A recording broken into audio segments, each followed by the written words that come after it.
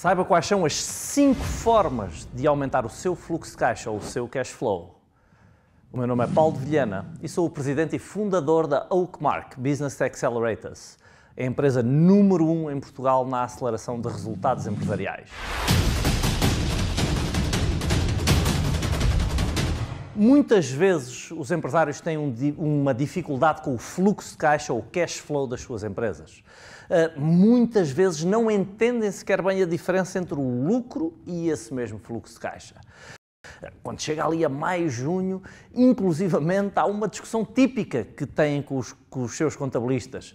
Às vezes o contabilista fechou as contas, apurou um resultado líquido de alguma dimensão e haverá um volume de impostos em sede de IRC para pagar. E o empresário não entende onde é que está o lucro se ele não vê o dinheiro e muitas vezes assume que foi o contabilista que fez um mau trabalho. E a verdade é que não. Não é trabalho do nosso contabilista transformar parte do nosso lucro nesse fluxo de caixa.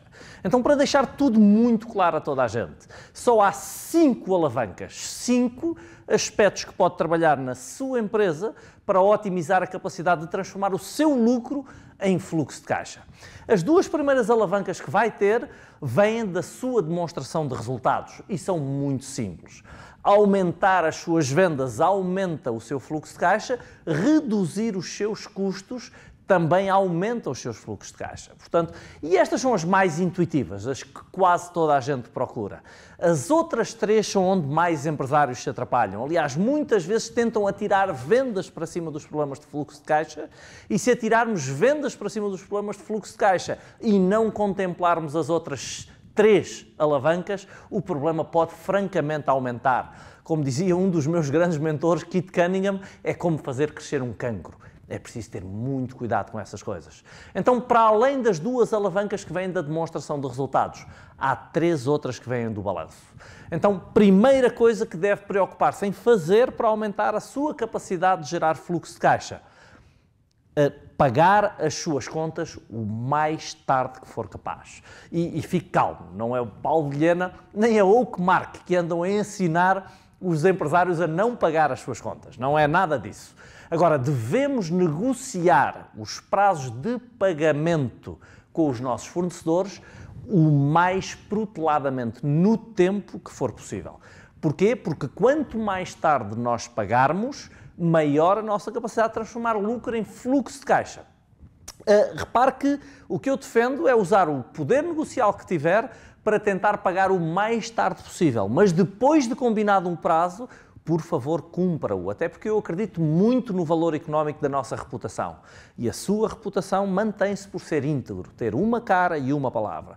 Então, não pague a 30 dias se puder pagar a 60, não pague a 60 se puder pagar a 90, mas o prazo que combinar, por favor, cumpra-o. A segunda ferramenta que tem para aumentar, ou neste caso a quarta, a segunda que vem do balanço, a quarta no geral, que tem para aumentar o seu fluxo de caixa é a contrária à primeira, ou seja, cobrar, ou a oposta à primeira, cobrar o mais cedo que for possível.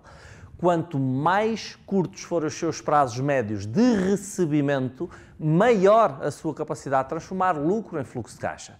Então deve procurar todas as estratégias para cobrar o mais cedo possível.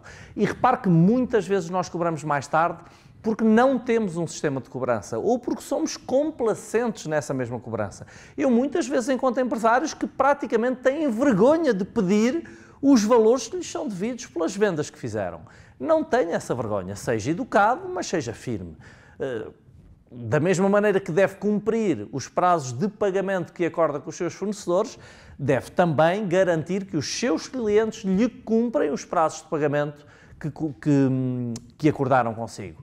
A terceira, do balanço e quinta no geral, forma de aumentarmos o nosso fluxo de caixa é mantermos os nossos inventários ou os nossos estoques o mais curtos possível.